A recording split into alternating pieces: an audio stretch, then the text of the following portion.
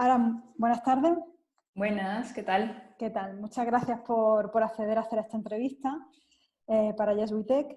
Me gustaría, bueno, voy a presentarte yo y luego también te presentas tú, ¿vale? Ara Perfecto. es Developer Relations en Datadog. Has trabajado antes como manager y desarrolladora en Canonical y en Bitnami, entre otras empresas, y llevas más de 15 años dedicado al desarrollo de herramientas para que otras personas, otros desarrolladores y desarrolladoras puedan hacer su trabajo más eficiente, ¿no? Además, bueno, estás muy comprometida con la divulgación de conocimiento técnico.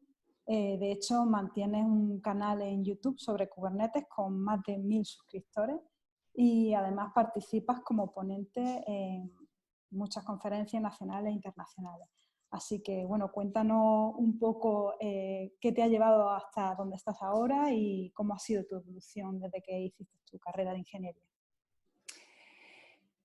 Pues yo terminé la carrera en el año 2004 y bueno, mi primer trabajo fue en una empresa de desarrollo de una herramienta que en su momento era de encriptación de juegos, un poco así, ¿no? Era para encriptar juegos que se pudieran descargar online. Y de allí me fui a Londres a trabajar en una empresa que trabajaba en el stack.net, una empresa de la City de Londres, ¿no? Muy corporativa, y bien, una cosa totalmente distinta. Me gustó mucho la experiencia, pero luego decidí que me apetecía probar Málaga. Me llamaron de Málaga de una empresa, de Optimi, que es la actual Ericsson. Y ahí estuve como 3 años más o menos trabajando. Cuando fue, ahí es donde ocurrió el gran cambio, mi cambio de carrera, que es hacia donde me he dirigido, ¿no? O sea, yo cuando estudiaba la carrera, fui una de las miembros fundadoras de GCubo, que era la asociación de Linux de Granada, ¿no? Granada GNU Linux Group, ¿no? De ahí el GCubo. Y entonces siempre me ha gustado, durante toda la carrera me gustaba mucho hacer cosas con Linux. En aquella época el open source no era tan mainstream como ahora, era mucho más reducido, era una cosa que se hacía mucho a nivel personal, a nivel de Y a gente nivel que lo hacía universitario también, ¿no? Sí, a nivel universitario, la gente lo hacía o en sus ratos libres o gente que estaba en la universidad. Hasta que surgió el gran proyecto, el primero que se hizo mainstream, que fue el kernel de Linux, ¿no? Pero eso faltaban todavía por lo menos 5 o 6 años hasta que de repente eso, o más, hasta que eso ocurrió. En aquel entonces era una cosa un poquito más a nivel reducida. Y entonces cuando yo estaba trabajando en Málaga, en Optimi estaba muy dedicada a temas de calidad de software, ¿no? Me había metido mucho por ahí. Y entonces me mandó un email un amigo mío, que de aquí mando un saludo, Zugaldía, un amor de hombre, que era un amigo mío de GCubo, ¿no? Él es un físico de la Universidad de Granada, pero que se ha dedicado al tema de software, ha vivido en Washington, y me mandó un email diciendo, he encontrado, o sea, solo ponía eso, el email ponía, he encontrado el trabajo perfecto para ti, ¿no? Y era un enlace a una oferta de trabajo de Canonical, ¿no? Del departamento más o menos del departamento de calidad, de la parte del desktop, ¿no? Del equipo que hacía Ubuntu para desktops, que era uno de los grandes grupos que había por aquel entonces. ¿Y esa fue tu primera entrada, digamos, profesional al mundo del open source? En Canonical pasé 9 años, entonces ya ahí es prácticamente donde se ha formado y donde he dirigido la carrera, ¿no? Que es al tema del software de sistemas, ¿no? Por así decirlo, el trabajo de infraestructura, temas de software para infraestructura, Dentro de Canonical has podido ir también progresando muchísimo en tu carrera y pasando por diferentes perfiles también, ¿no? Sí, estuve en el equipo del desktop pues aproximadamente 4 años o así, y luego ya me fui a la parte que se dedica a hacer enablement, que se llama hacer que el kernel de Linux, en este caso el de Ubuntu, funcione para hardware, ¿no? Para hardware distinto. Sobre todo para temas de desktop, para IoT y para el famoso teléfono que salió y desapareció rápidamente, pero ahí estuvo, ¿no? surgió, ahí estuvo. Y el cambio a la parte más de servidores, la parte más de Kubernetes fue un poco yo ya llevaba 9 años en Canonical y me apetecía saltar un poco del tema de los dispositivos a temas de servidores y sobre todo temas de cloud, meterme por ahí. Entonces cuando salió el tema de Kubernetes y el tema de orquestación de containers, intenté cambiar por esa zona dentro de Canonical. No fue posible, a veces las cosas no funcionan. Entonces cuando surgió la oportunidad de Bitnami, que me dediqué, o sea que cuando me hicieron la oferta de Bitnami era para llevar al equipo de Kubernetes allí, pues tuve que tomar la decisión de dejar mi casa, que había sido Canonical durante 9 años, y nada, irme para allá. Y la verdad es que muy bien. Aprendiendo y seguir desarrollándote en otra empresa que por lo menos, bueno, pues ahí sí te estaba brindando una oportunidad interesante y estimulante. Y ahora mismo eres DevRel en Datadog. Después de Bitnami, te has ido para Datadog. ¿Qué hacéis exactamente en Datadog? ¿A qué se dedica una DevRel, Developer Relations? Datadog es una empresa que hace un software as a service de monitorización y para infraestructura y aplicaciones. Entonces, la típica solución de software que necesitas para ver las métricas de tu aplicación, para ver tu infraestructura, para ver los logs, todo ese tipo de cosas, ¿no? Entonces, evidentemente los usuarios de esa herramienta son los desarrolladores, los equipos de SRE, los equipos de infraestructura, los equipos de business también, pero bueno, que una parte muy importante de sus usuarios son desarrolladores. Entonces, en todas estas empresas donde los usuarios de lo que se vende son desarrolladores, nace este nuevo perfil que se llama DevRel, Developer Relationship o Technical Evangelist, o hay millones de nombres, ¿no? Pero es más o menos lo mismo, que depende, o sea, como es un rol nuevo, depende mucho de la empresa donde te pille, ¿no? Hay empresas donde es un rol más de marketing y de hecho la gente en ese equipo cuelga de marketing, o equipos como en el caso de Datadog, si no yo probablemente no lo hubiera hecho, que cuelgan de ingeniería y son más equipos de ingeniería, ¿no? Que evidentemente hay que tener colaboración con marketing, pero que es un equipo totalmente de ingeniería. Y lo que hacemos es simplemente intentar hacer un trabajo de divulgación no exactamente de la herramienta también, pero más de la herramienta como no de intentar vender la herramienta, sino de tú como desarrolladora qué puedes hacer, ¿no? Con la herramienta y sobre todo las tecnologías que hay alrededor de la herramienta, en general de infraestructura o temas de tracing, todo ese tipo de cosas que son necesarias en un equipo de desarrollo, pues hacer un poco de divulgación de esas buenas prácticas, ¿no? De hecho, muchas de las cosas que hacemos es preparar charlas técnicas y dar esas charlas técnicas en conferencias técnicas, ¿no? Y las charlas que damos casi nunca, o nunca hablan de Datadog específicamente, ¿no? O sea, yo he dado charlas sobre todo de mis temas, ¿no? Yo me he centrado mucho en el tema de Kubernetes y también me he metido un poco en el tema de serverless.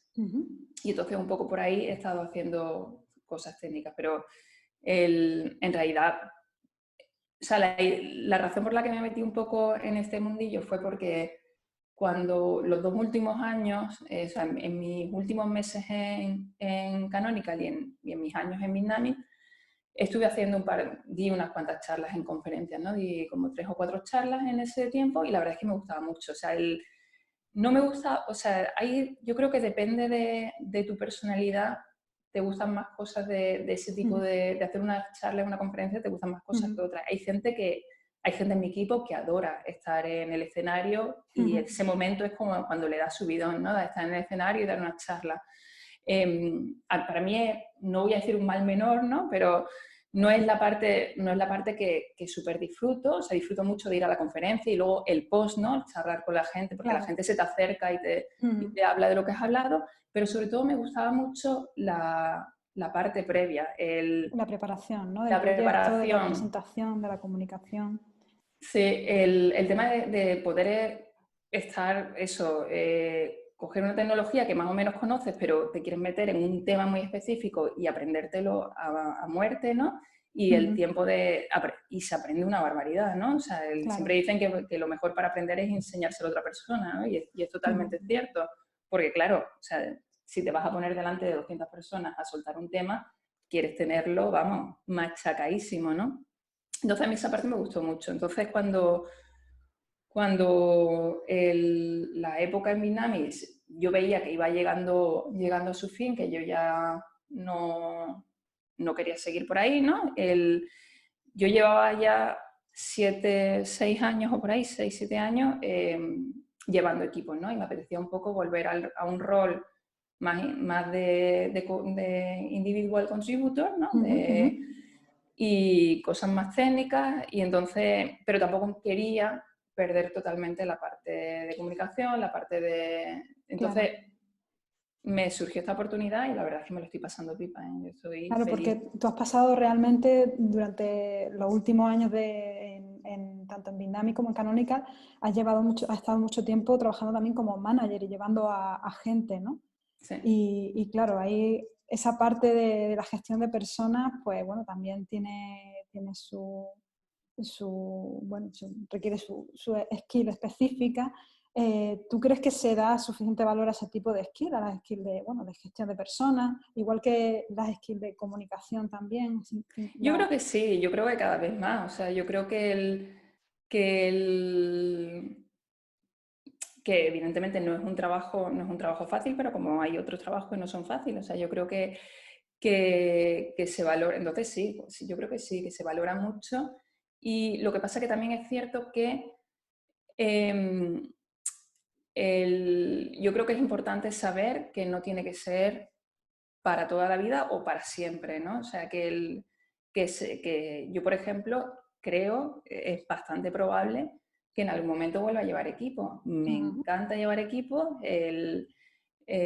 no creo que se me dé mal y probablemente en algún momento lo haga, pero no quiere decir que no pueda decir, venga, ahora mismo no me apetece y quiero hacer otras cosas, ¿no? Y tan válido es un trabajo como otro, ¿no? Que hay mucha gente que a lo mejor una vez que entra se da cuenta de que, bueno, que sí, que le gusta, pero que no es su pasión y no le interesa mucho y le da mucho, o sea, y no sabe cómo decir, pues no quiero hacerlo más, ¿no? Es como...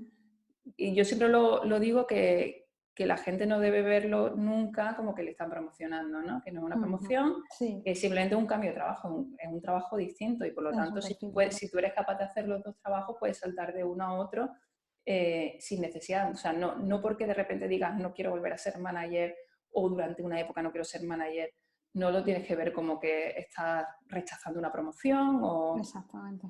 sino que es otro trabajo distinto, ¿no? Entonces... Sí. esa es la parte en la que yo estaba personalmente, me apetecía un poco de cacharreo y un poco de... Y la verdad es que estoy muy contenta. Muy bien. Y volviendo otra vez a lo que haces últimamente más en Datadog, al tema este de Developer Relations, ¿cómo lo planteáis ahora en esta situación de crisis sanitaria? El hecho de que, bueno, se están cancelando muchísimos eventos de tecnología en las próximas semanas, meses, un poco de incertidumbre sobre cuándo va a volver otra vez la actividad en general y específicamente en el sector de la tecnología, ¿no? ¿Cómo os lo planteáis para superar o para la crisis o para seguir haciendo llegar ese conocimiento a la comunidad? Sí, total, qué momentazo para meterme en este mundo, ¿eh? De verdad. Lo he clavado. Nadie ha acertado con nada, o sea que esto está siendo, yo creo que la gente todavía no lo creemos del todo. Pues sí, evidentemente, o sea, lo que estamos haciendo es reaccionar rápido y ya hacíamos mucho contenido online, aparte de ir a conferencias, y muchas conferencias se están volviendo como conferencias online. Entonces, evidentemente estamos todavía en las primeras semanas de todo esto, en los primeros días diría yo.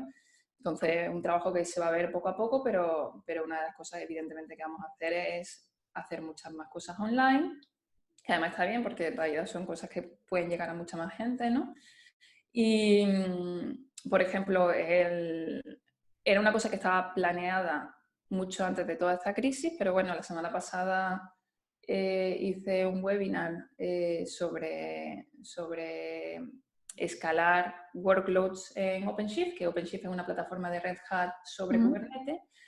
Y una de las cosas que queremos también empezar a hacer es hacer cosas como, porque claro, el webinar ese lleva mucho trabajo, o sea, estaba bien preparado, o sea, yo tardé bastante tiempo en prepararme la demo, en prepararme la presentación, era una cosa que llevaba tiempo, pero queremos también, aparte de eso, que lo queremos seguir haciendo, hacer contenidos que sean un poco más rápidos y que requieran menos tiempo, ¿no? Y entonces, por ejemplo, una de las cosas que me estaba preparando ese webinar, tuve que aprender una cosa sobre seguridad de OpenShift que yo no lo tenía porque normalmente siempre he usado Kubernetes fuera de OpenShift, entonces tuve que aprender una serie de temas de las diferencias, ¿no?, que había en temas de seguridad y entonces mi idea es, probablemente este viernes voy a hacer un stream pequeño, lo voy a hacer en stream, lo voy a hacer en directo, de eso, ¿no?, de cómo tienes que instalar Datadog en OpenShift según esos criterios de seguridad, según los criterios de seguridad que quieras seguir, ¿no? Y van a ser esos 15-20 minutos, va a ser la primera vez que haga un live stream, que puede ser un total disaster. Si es live, seguro que algo falla. Sí, Siempre las demos en vivo, siempre falla. Pero se entiende, hay cierta tolerancia. Sí, sí. Y entonces también queremos hacer un poco más de eso, ¿no? Cosas más dinámicas, cosas que la gente a lo mejor tenga 10-15 minutos y le apetezca aprender sobre algo muy específico y a ver qué tal. Y eso, y seguir haciendo mucho contenido. Aprovechar que la gente tiene más tiempo en casa también para seguir aprendiendo y seguir estudiando un poquito. Además, no lo hemos mencionado explícitamente, pero casi gran parte de tu carrera profesional has estado trabajando de forma remota. Ahora todos y todas, por este tema de la crisis sanitaria del COVID-19, estamos casi obligados y confinados a estar en casa. ¿Crees que tenemos suficiente madurez en el sector de la tecnología en temas de trabajo remoto? ¿Todavía queda algo por pulir, por avanzar?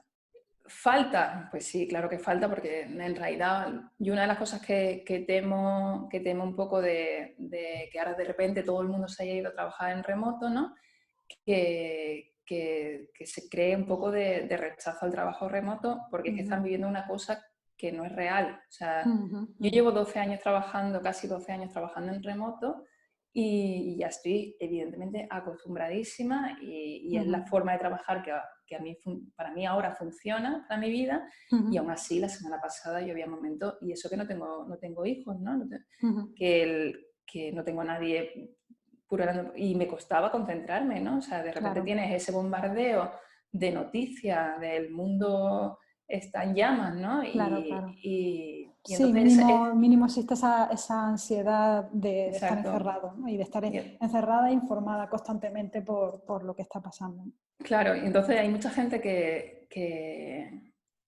primero, que hay empresas que no estaban preparadas para el trabajo en remoto, que bueno, yo espero que aprendan, o sea, de esta situación y que sepan que que el trabajo en remoto es muy necesario, se puede hacer y hay que planificarlo. Exactamente. Y luego, que esta no es una situación normal, o sea, a mí me da eso un poco de miedo, que luego exista un rechazo diciendo, es que la gente no es productiva si está en remoto. Mire, no, la gente no es productiva porque el mundo está en llamas, todo el mundo tenemos unos niveles de ansiedad que están por las nubes y la gente tiene a los hijos en casa y hay que entretenerlos y entonces no es una situación normal, nadie va a poder ser tan productivo, pero no tengamos el morro de achacarlo a que la gente estaba trabajando en remoto, ¿no? Claro. Y bueno, luego también supongo que existe también cierta curva de aprendizaje como en todo, y tanto para las empresas como para los trabajadores. Entonces, ahí las empresas supongo que llevan más tiempo con trabajadores en otra oficina y de forma remota, han aprendido mejores técnicas de comunicación, que es una de las primeras cosas, ¿no?, que tienes que saber gestionar, y de organización también, de planificación, como decías, ¿no? Entonces, que son muchos retos que se han visto de repente, bueno, que la gente tiene que gestionar sin tener todos los recursos y toda esa capacidad, ¿no? Ya antes de unirte a Datadog, empezaste la aplicación de YouTube de Kubernetes, como estábamos comentando antes. Eh, ¿Podrías explicarnos, porque no hemos llegado tampoco a detallar exactamente qué es Kubernetes? O sea, por lo menos explicárnoslo como si estuviera en primero de carrera, y exactamente qué es lo que tiene de especial respecto a otras plataformas similares como Docker. ¿Qué es exactamente Kubernetes? Bueno, Docker y Kubernetes no se cancelan, son cosas distintas, ¿no? O sea, Vale. evidentemente Kubernetes no hubiera sido nada sin Docker, de hecho es parte de su base. El Docker, que en realidad no tiene tampoco por qué ser Docker, pero bueno, yo no diría tanto Docker, sino la tecnología de contenedores Linux. Es una tecnología que existe desde hace muchísimos años. Es una tecnología en el kernel no me voy a poner tampoco muy técnica, pero en el kernel de Linux existe una tecnología que sirve para aislar procesos de otros, básicamente.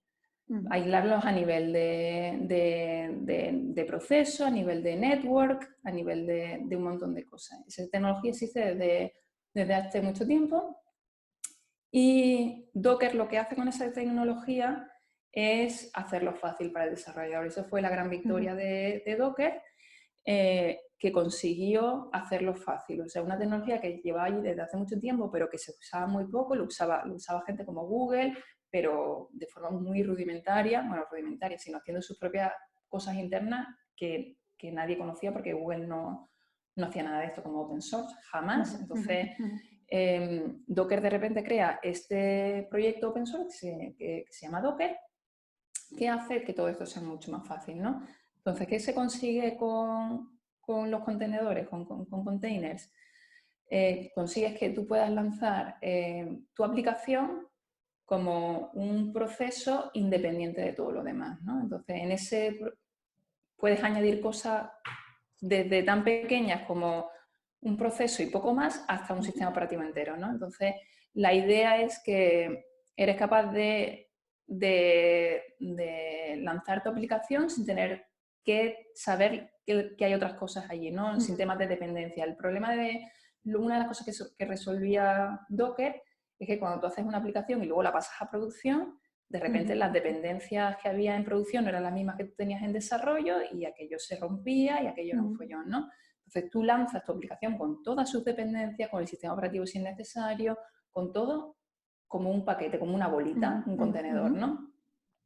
Ese es el primer paso, ¿no? Entonces Docker se hace muy popular, y se hace muy popular entre desarrolladores, y se hace muy popular como sistema para testeo automático, para CI/CD pipelines, para ese tipo de cosas. Cuando la gente decide, vale, todo esto nos parece estupendo, queremos usar esto en producción, ¿no? Queremos que este mismo sistema que estamos usando para testeo, para todo, lo hagamos en producción. Entonces surge el problema de que necesitamos otra entidad, otra cosa que gestione esos contenedores. Porque cuando tú empiezas a dividir tu aplicación en pequeños servicios o microservicios, de repente tú tienes una aplicación que antes era un solo monolito, que más o menos tú entendías, tus desarrolladores entendían y todo el mundo se entendía, de repente tienes 200 distintos, o 1000, o más, que tienen que arrancarse, tienen que gestionarse, tienen que escalarse, todo ese tipo de cosas. ¿Quién gestiona eso? Eso es lo que gestiona Kubernetes, gestionar todos esos contenedores, ¿no? Docker intentó hacer un proyecto, de hecho existe, Docker Swarm, que es lo mismo, ¿no? Es un orquestador de containers, fue el primero, pero llegó Google, que llevaba haciendo esto durante muchos años internamente. O sea, Google que llevaba mucho antes que Docker, llevaba usando contenedores en producción mucho antes, pero como te dije, porque esa tecnología ya existía, aunque no se llamara Docker, Claro. esa tecnología ya existía, ellos ya utilizaban contenedores en producción y utilizaban un sistema de orquestación que sea interno, totalmente privativo, eso nunca salió a la luz, hasta mucho después, que se llama Borg. Entonces, cuando empezaron a ver que esto se popularizaba, ellos querían también estar ahí en algún modo. Y entonces, basado en las ideas de Borg, no es Borg. Kubernetes no es Borg hecho open source, lo hicieron desde el principio, basado en las ideas que habían tenido durante los años con Borg.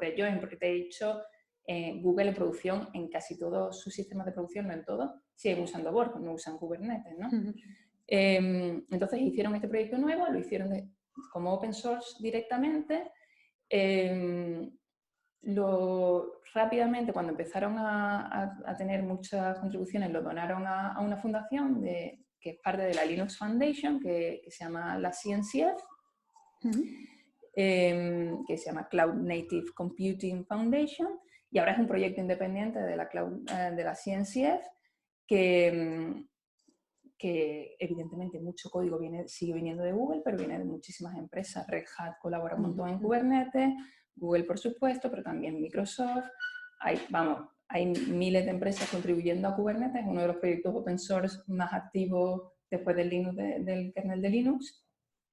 Bueno, dos cosas claves de las cosas que has comentado. Una, desde luego, ha sido la parte de hacerla open source, o sea, de dejar que la gente lo pueda usar y pueda jugar con él y desarrollar lo que quiera.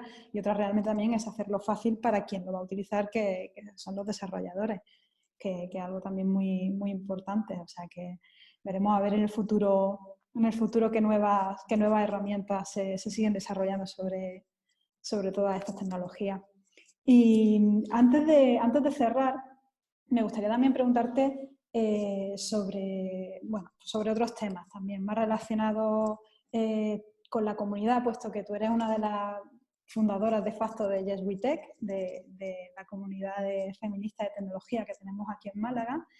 Y recuerdo que cuando empezamos a reunirnos hace unos 5 años, pues al principio parecía que nuestras reuniones eran un poco para desahogarnos un poco de la toxicidad esta de la cultura que existe tan machista también en tecnología. ¿Cómo ves tú, cómo crees que ha evolucionado la comunidad y dónde crees que deberíamos de poner más esfuerzo?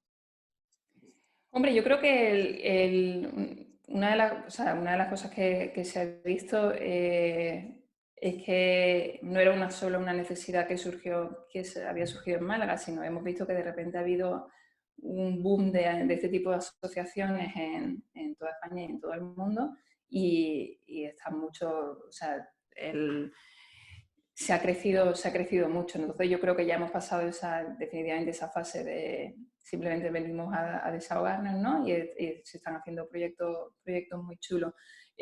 Yo creo que sigue siendo lo de siempre. Yo creo que lo más importante es aportar visibilidad, ¿no? Para que la gente vea que estamos ahí, ¿no? Que hacemos cosas chulas, que las siguientes generaciones tengan algo en lo que reflejarse si les interesa este tipo de temas, ¿no? Y conseguir, por supuesto, más volumen de personas no binarias y mujeres en tecnología, porque todavía somos muy poquitas. Exactamente, ahí también quería ir, pues, puesto que, bueno, siempre, bueno, es verdad que en el feminismo el sujeto político, digamos, del feminismo es la mujer, ¿no? Pero es verdad que luego dentro de esta identificación, ¿no?, de mujer existen más minorías, ¿no? Y son esas minorías al final, bueno, pues también de alguna manera requieren también de visibilidad. No sé qué piensas tú al respecto de si es solamente una cuestión de visibilidad o crees que hay algo más allá de la visibilidad. No lo sé. Yo creo que, bueno, en el tema racial, por ejemplo, España vamos muy atrasados. Por ejemplo, cuando se intenta hacer un evento tecnológico diverso en España, o sea, lo único que se intenta es tener a más mujeres, y todas esas mujeres son mujeres blancas y mujeres cis. Sí. en su gran mayoría, ¿no? Entonces, yo creo que una de las cosas que también es importante es eso, hacer un poco de esfuerzo más allá, ¿no? Que es muy difícil porque lo que digo, que España va muy, muy, muy atrasada respecto a otros países y en temas de más diversidad. Es un problema que siendo, o sea, yo vi muchos a eventos estadounidenses por las empresas en las que he trabajado, que también tienen, que como van un poquitín más avanzados en ese tema, ahora intentan siempre que el tema de diversidad no sea solo mujeres blancas, ¿no? Y entonces guardan mucho que las personas de otras, o sea, las personas racializadas tengan su sitio, que el colectivo no binario y trans tenga su sitio, y entonces se empieza a ver más. Yo, por ejemplo, una de las cosas que me resulta muy curiosa, no sé, como no tengo tanta visibilidad en eventos tecnológicos de otro tipo de tecnología más que de infraestructura. O sea, yo no voy a eventos de frontend, no sé cómo está el tema en frontend. Sé que definitivamente hay más mujeres en front por otros motivos, hay más mujeres en front que en infraestructura, pero una de las cosas curiosas que pasan en infraestructura, que no sé si pasa en otras tecnologías, es que hay bastantes, o sea, evidentemente son muy pocas, ¿no? Pero hay bastantes mujeres trans y personas no binarias. Y las que hay suelen ser muy visibles. Y eso pasa en infraestructura, ¿no? En temas de open source, en temas de Linux, y la verdad es que da un poco de soplo de aire fresco, ¿no? Exactamente. Y son personas muy visibles, tanto son activistas en general a nivel político, totalmente fuera del armario, y entonces no sé si es un espejismo de justo de que en temas open source se ha dado así, pero es lo que pasa. Bueno, quizá sí que hemos aprendido un poco de la necesidad de, pues, al final sí, de visibilizarnos nosotras mismas, de tener que hacer ese esfuerzo, ¿no? De tener que decir aquí estoy yo y reclamar el sitio. Entonces, sí es cierto que hemos visto muchas veces, bueno, cuando hablamos así de visibilidad en general no se trata solamente, siempre hay un esfuerzo por parte de una misma, aunque sea injusto, pero hay que hacerlo, ¿no? Hay que tener redes sociales, hay que contar lo que se hace, hay que reclamar porque estamos en nuestro derecho y están en su derecho de reclamar ese sitio, ¿no? Claro, yo por ejemplo, yo desde hace muchísimos años que estoy totalmente fuera del armario, ¿no? Yo soy una mujer bisexual que tengo una relación con otra mujer, una relación monógama y estable, y lo cual me resulta más fácil ser visible en el conjunto mujeres lesbianas y bisexuales porque tengo una pareja mujer, ¿no? Entonces, bueno, muchísimas gracias por tu tiempo, gracias también por explicarnos también todo lo relacionado con el tema de Kubernetes, de tu evolución profesional, y cuéntanos ya para terminar y para cerrar que, bueno, nos has contado un poco, este viernes nos has dicho que tienes un streaming en vivo. Nos dejas también alguna información más para saber pues dónde seguirte y dónde podemos seguirte. Sí. Iré intentando publicar, por lo menos dejaré mi cuenta de Twitter, que ahí es donde suelo poner las cosas, y lo que pasa es que voy publicando cosas en distintos sitios, dependiendo, por ejemplo, el webinar que hice con Red Hat está puesto en una página web de DevOps, entonces no creo que haya un sitio donde vayan a estar todas mis cosas, pero bueno, Twitter seguramente sea el sitio donde vaya publicando cosas. Genial. Bueno, pues entonces nos seguimos viendo por Twitter. Pues nada, muchísimas gracias, Sara. A ti, Carmen. Chao, chao. Chao.